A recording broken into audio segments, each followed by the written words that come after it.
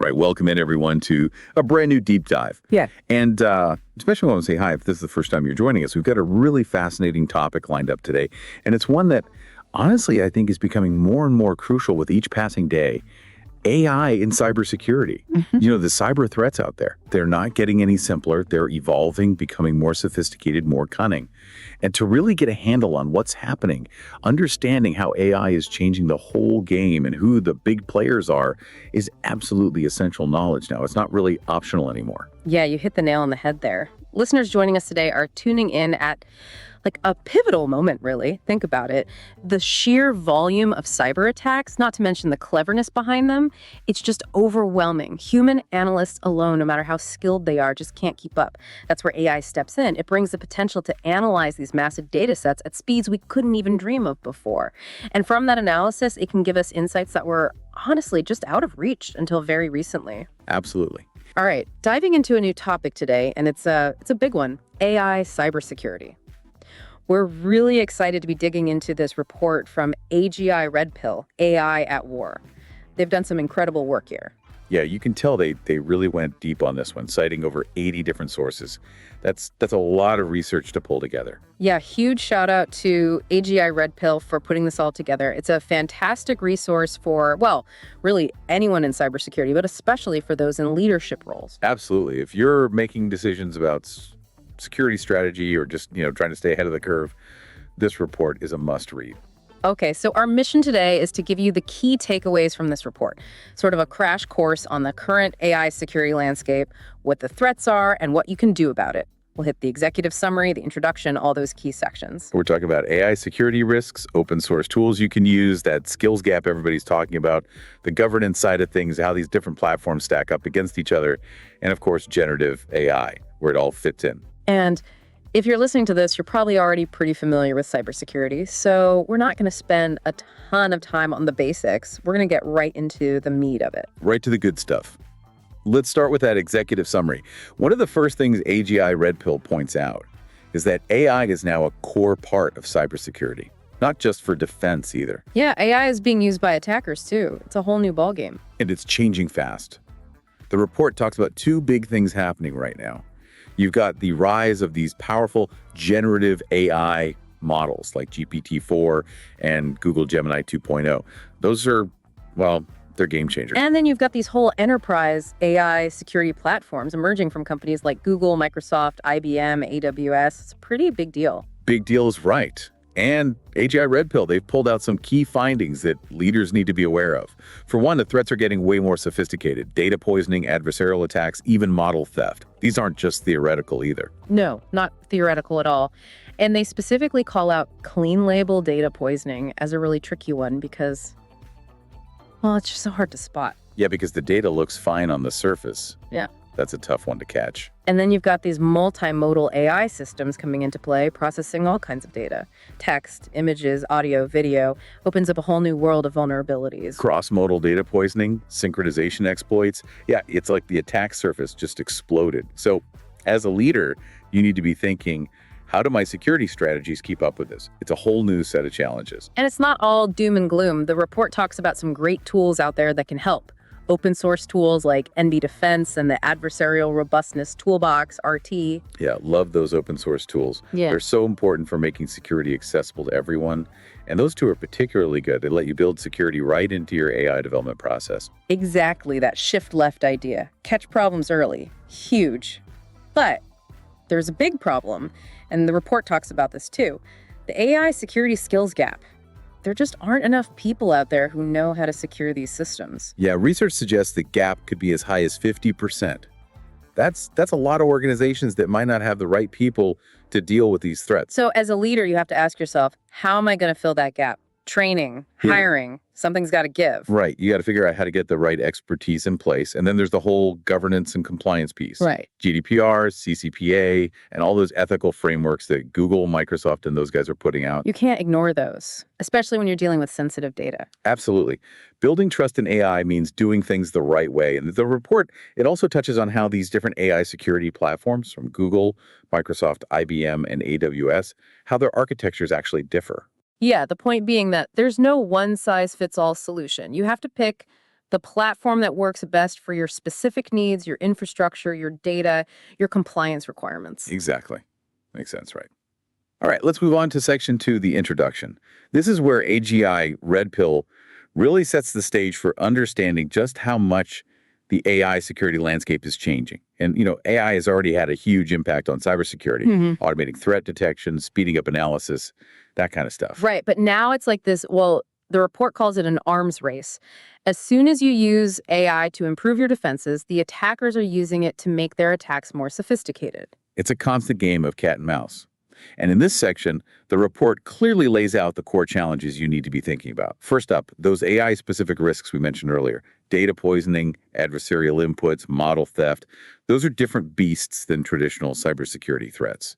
Yeah, totally different. They're targeting the very heart of how AI models work, poisoning the data they learn from, tricking them into making bad decisions, even stealing the models themselves. It's a different way of thinking about security. You got to understand how the AI works to protect it. And the report talks about the importance of open source tools, those we mentioned earlier, NB Defense and ART. They're crucial, especially for organizations that might not have the resources to build their own custom security tools. Yeah, and they really help to democratize access to these kinds of security capabilities. And of course, the report brings up the skills gap again, this time focusing on those very specific skills you need to deal with new threats, like prompt injection, which is a big deal with these large language models, and those more advanced adversarial techniques. It's not just about having cybersecurity expertise, you need that AI-specific knowledge too. Right. It's a specialized skill set for sure. And if you don't have people who understand both sides of the equation, you're going to be in trouble. And then, of course, the report hits those regulatory and ethical considerations again, GDPR, CCPA, and the importance of using AI responsibly. It's not enough to just comply with the law. You have to be doing things ethically, too. That's how you build trust in AI, right? Absolutely. And then the introduction sort of sets us up for that detailed comparison of the vendor platforms later on. Google Gemini, Microsoft Security Copilot, IBM Watson for cybersecurity, AWS AI security tools. Yeah, they each have their own strengths and weaknesses. We'll dive into that later. Okay, let's get into the nitty-gritty. Section 3, the deep dive into AI security risks. And as the report points out, this is where it gets really important for anyone trying to protect their organization. You have to understand these vulnerabilities, how they target AI models specifically. Traditional cybersecurity, well, it's just not enough anymore. You need that specialized knowledge, like you said. And the report breaks it down really nicely into different categories, starting with data poisoning. So, what is that exactly? Well, it's basically where attackers try to mess with the data that AI models use to learn. They inject bad data, manipulate existing data, all with the goal of messing up the model. And it can have all sorts of bad effects. Like what? Well, the model could just start performing poorly, making inaccurate predictions, or worse, the attackers could embed backdoors that they can exploit later on. And remember what we said about clean label attacks? Super hard to detect because the data can look perfectly normal. Yeah, that's sneaky. The report talks about different types of data poisoning, too. You've got your targeted attacks, your non-targeted attacks, backdoor poisoning, mislabeling, data injection, manipulation, a whole bunch of nasty tricks. And the consequences can be really serious, especially when you're talking about critical applications. Imagine a facial recognition system making the wrong ID or a fraud detection system missing a big transaction. Or even, like an autonomous vehicle misinterpreting its sensor data. That's scary stuff. And because these attacks happen at the very beginning, when the model is learning, they can be super hard to find and fix. Exactly. So what can you do about it? Well, the report talks about some really important strategies. Rigorous data validation is a big one. Checking your data for anomalies using tools like Alibi Detect and TensorFlow data validation. Those are good ones. And then there are things like ensemble methods, where you use multiple models, and adversarial training, where you actually train your models on data that's been poisoned to make them tougher. So you're basically giving the model a taste of its own medicine. Exactly. And then, of course, you have your basic security hygiene, strict access controls, limiting who can touch your training data, all that good stuff. Makes sense. Okay, what about adversarial attacks? How are those different? Well, with adversarial attacks, the attackers are messing with the data that's fed into the model when it's actually making a decision. And the changes they make, they're usually so small you'd never notice them. But they can completely throw off the AI. So like Changing a few pixels in an image or tweaking a couple of words in a sentence. Exactly. And the report breaks these attacks down into different categories. You've got white box attacks where the attacker knows all about the model, and black box attacks where they don't. And then you've got targeted versus non-targeted, evasion versus poisoning. It gets pretty complex. It does. And the report gives some pretty concerning real-world examples. Image recognition systems making the wrong calls, NLP models getting fooled, even autonomous vehicles and healthcare systems being vulnerable. This stuff is serious. And NIST, by the way, they've also identified specific types of cyber attacks that can mess with AI. So this is definitely on the radar. Absolutely. And defending against these attacks, well, it's tough. But the report talks about some important things you can do. Adversarial training, again, is really helpful. You're basically exposing the model to these kinds of attacks during training so it learns to be more resilient. Like a vaccine almost. Yeah, kind of. Oh. And then there's input sanitization, which means cleaning up the data before it goes into the model, trying to remove any potential adversarial stuff. And of course, continuous monitoring is key. Watch your inputs and outputs for anything weird. Makes sense. So the last big risk category in this section is model theft, right? Yep, model theft or model extraction. This is where someone tries to steal your AI model. All that work you put into developing it, gone. That's got to be a nightmare. How do they even do that? Well, there are different ways. They might bombard your API with tons of queries, trying to figure out how the model works and reverse engineer it. Or they might actually try to break into your systems and steal the model files themselves. So what are the consequences of that? Well, think about it. You lose your competitive edge. Someone else can use your technology. And if they use it for malicious purposes, it can really hurt your reputation. And not to mention, if they get their hands on any sensitive data that was used to train the model, that's a data breach waiting to happen. Right. And the legal side of all this is still a bit murky. Like, how do you protect AI intellectual property, copyright laws, patent laws? It's not entirely clear yet. Lots of debate about that. So how do you protect yourself? Well, the report talks about some good strategies. Strong API controls are essential. Things like authentication, rate limiting, and key protection. And then you've got things like model watermarking, where you embed a kind of signature into the model so you can identify stolen copies, and differential privacy techniques, which add noise to the model to make it harder to steal. Those are pretty clever. Yeah, pretty cool stuff. And then, of course, you have your basic security practices, encryption, access controls, all that. The last piece of this risk deep dive is about those multimodal AI systems. Remember, the ones that deal with all kinds of different data. Yeah, the ones that are changing the game. Exactly. They offer some amazing capabilities, like really powerful threat detection, super secure authentication, more accurate predictions. But they also come with a whole new set of vulnerabilities. Because you're dealing with so many different types of data, right? Yeah. So many more ways for things to go wrong. Exactly. And the report specifically mentions cross-modal attacks. So this could be something like manipulating an image in a way that causes the AI to misinterpret some text that goes with it. So basically exploiting the relationships between different types of data. Exactly. And then you've got data synchronization risks. Like, what if there are tiny timing differences between different data streams? An attacker might be able to exploit that. And cross-modal poisoning. That sounds fun. Yeah, that's where the attackers try to poison the model with bad data, but across different modalities. Really hard to detect, and you might have to retrain the whole model. Sounds like a nightmare. So how do you even begin to defend against that kind of stuff? Well, the report talks about doing specialized red teaming exercises where you specifically test for these kinds of cross-modal vulnerabilities. And you also want to make sure your validation mechanisms are synchronized across all the different data streams you're using. So like making sure your image validation and your text validation are talking to each other. Right. And it really helps to have people who understand the specific domain you're working in. They can spot anomalies that a more general security person might miss. So this multimodal stuff, it's a new frontier, really. Lots of challenges, but also a lot of potential. For sure. Okay, let's move on to section 4, where the report starts talking about some of the tools you can actually use to improve your AI security. And this section focuses on open source tools. Always a good thing. Yeah, for sure. So the first tool they talk about is NB Defense, developed by Protect AI. And this one is specifically for securing Jupyter notebooks. Now, you might not be familiar with those, but they're a big deal in machine learning. Data scientists, ML engineers, they use them all the time. Yeah, they're like the go-to tool for developing and testing AI models. Exactly. So protecting those notebooks is really important, and that's where NB Defense comes in. It's got a few really cool features. There's a Jupyter Lab extension that does security scanning right there in the notebook as you're working. And there's also a command line tool that can scan whole repositories or folders. So you can integrate it into your CI/CD pipeline. Nice. Exactly. And it can do all sorts of cool stuff, like it can check for known vulnerabilities in the open source libraries you're using those CVE databases. And it can look for things like accidentally exposed secrets, like API keys or Well, passwords. that's huge. Yeah, So many data leaks happen because someone accidentally left a secret in their code. right. And it can also find things like personally identifiable information, PII that shouldn't be there. And it even checks the licenses of the open source stuff you're using just to make sure you're not running into any legal issues. That's pretty comprehensive. It is. And the report really highlights the benefits of catching these problems early, that shift left idea.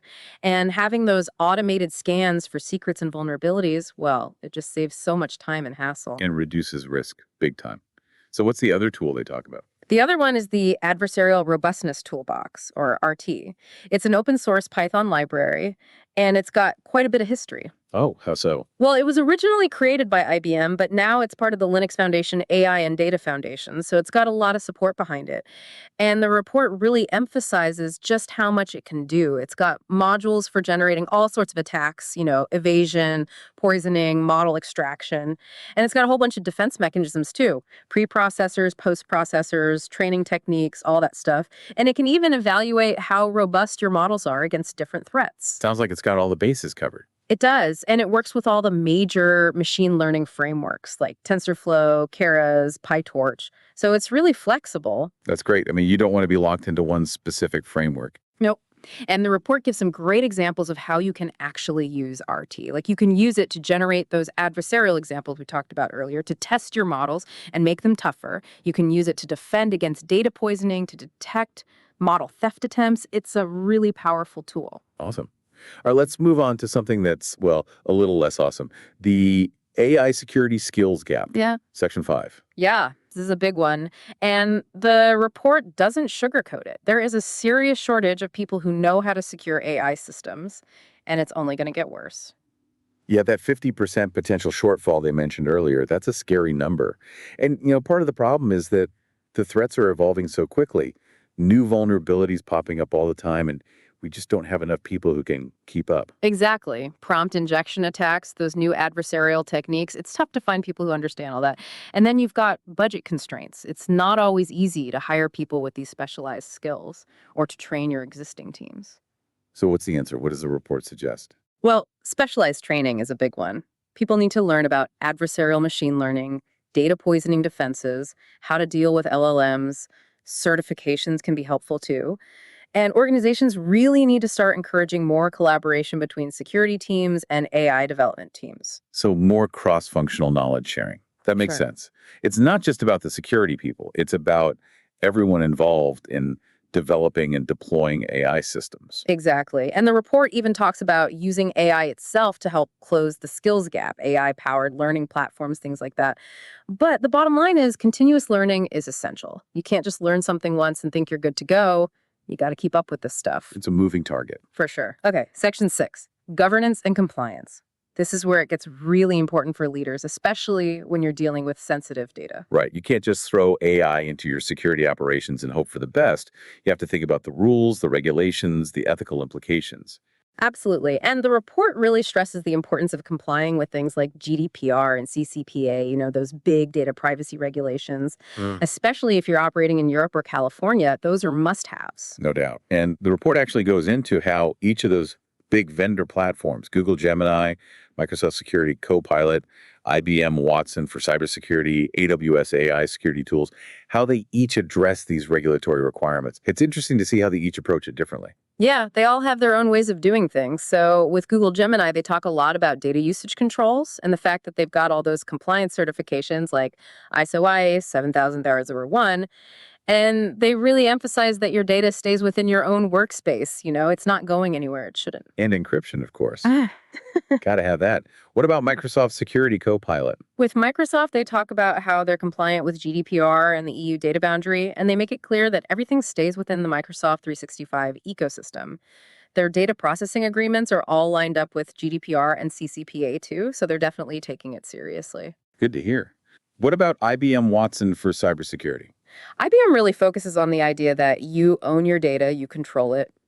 They use ISO-based GRC frameworks for compliance, and they have those really strong security policies and access controls. They're all about keeping your data safe. Sounds like they've got their bases covered. What about AWS AI security tools? AWS has a GDPR compliant data processing addendum, and they offer region specific data storage so you can keep your data wherever you need to.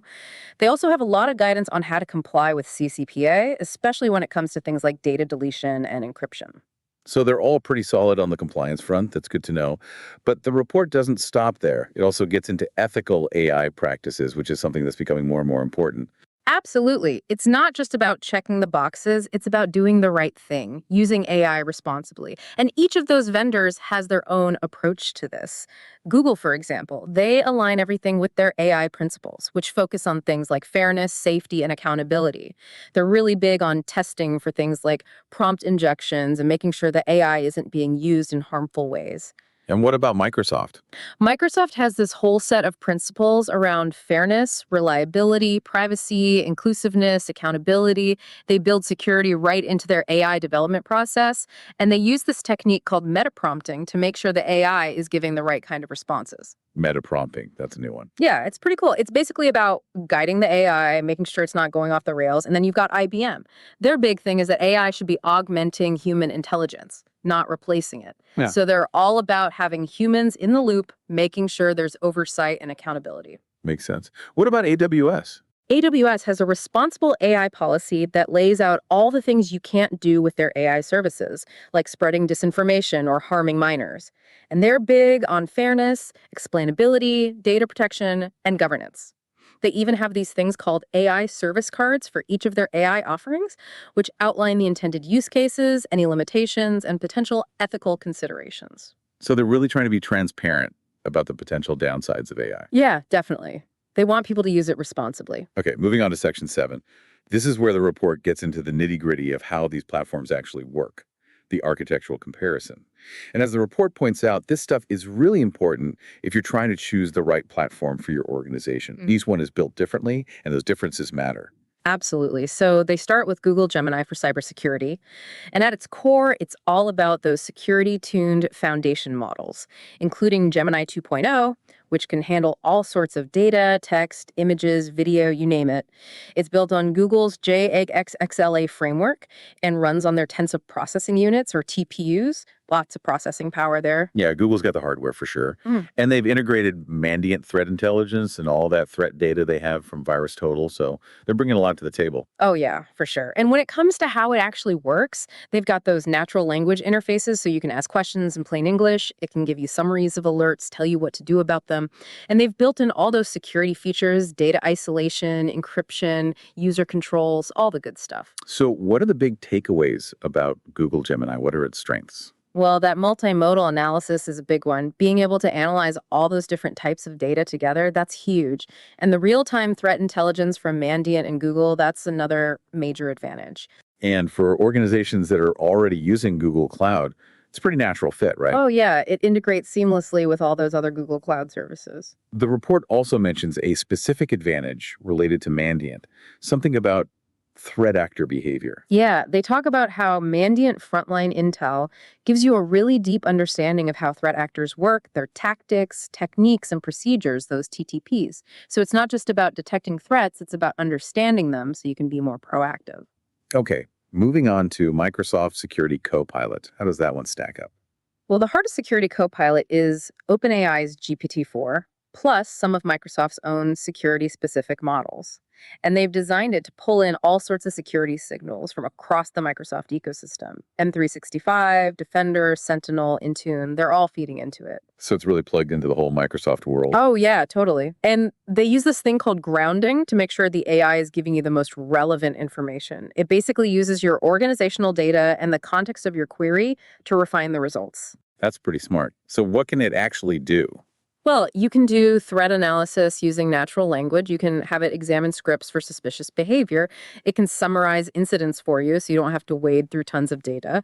And it can even generate those KQL snippets for more detailed investigations. KQL, that's the query language for Sentinel. Yep, That's the one. So if you're using Sentinel, this is a great tool. And the report highlights that its main focus is on making security analysts more productive, automating tasks, providing guidance, integrating with those Microsoft workflows. So it's all about efficiency. The report makes a comparison between Security Copilot and Google Gemini in terms of multimodality. What's the takeaway there? Yeah, they say that while Security Copilot is really good at handling text data and logs, especially within the Microsoft environment, it doesn't have the same kind of focus on multimodal analysis as Google Gemini. Gemini is more geared towards handling all those different types of data. Makes sense. Okay, let's talk about IBM Watson for cybersecurity. What's the story there? IBM's approach is interesting. They've built Watson for cybersecurity on their own AI and ML engines, and they've specifically trained them for security data. They've also got a lot of cognitive training built in, so it's really good at things like threat hunting, vulnerability management, and spotting anomalies. And what kind of data does it work with? It can handle a really wide range of data, both structured and unstructured. So traditional logs and alerts, but also things like research reports, blogs, news articles. It can even pull in network traffic data, user actions, all sorts of stuff. And it integrates really well with IBM's other security products like QRadar and Guardium. So if you're already in the IBM ecosystem, it's a pretty good option. Definitely. And the report highlights that Watson is really good at natural language processing, so it can make sense of all that unstructured text data. It's also been around for a while, so it's had a lot of time to learn and improve. Sounds like a solid platform. Yeah. Okay, last one. AWS AI security tools. What's their approach? AWS is a little different. They have this suite of different tools, all powered by machine learning. Amazon Guard Duty is the big one for threat detection. And then you've got things like Code Guru Security for finding vulnerabilities in your code. This is more of a modular approach. Exactly. And they're all designed to work specifically with AWS data, CloudTrail logs, VPC flow logs, DNS logs, EKS data, that kind of stuff. They also pull in threat intelligence from AWS and third-party providers. It's very AWS centric. Very much so. And their focus is on making sure your AWS workloads are secure. They have specialized checks for different services like S3 and EKS, and they offer automated remediation in some cases. So if you're heavily invested in AWS, this is a great option. It makes sense to go with a solution that's specifically designed for your environment. Now, the report mentions a feature table that compares all these platforms. We don't need to go through every detail, but what kind of things does it compare?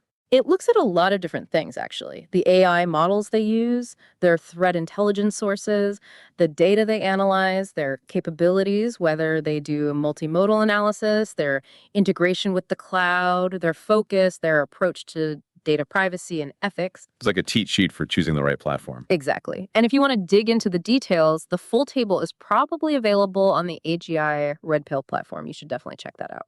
Good tip. Okay, let's move on to Section 8. Generative AI in cybersecurity. This is the hot topic these days. It is. And the report does a great job of laying out both the opportunities and the challenges.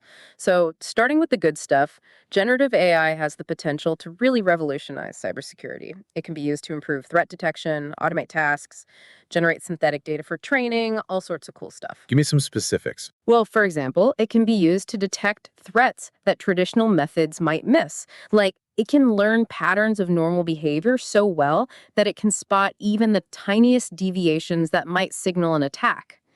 It can even be used to forecast attacks based on what it's learned. That's pretty amazing. It is. And it can automate a lot of those repetitive tasks that security analysts have to do, like generating playbooks, triaging alerts, writing defensive rules. That frees up humans to focus on more strategic stuff. Makes sense. What about synthetic data? That's another big one. Generative AI can be used to create realistic malware samples and phishing emails so you can test your defenses in a safe environment.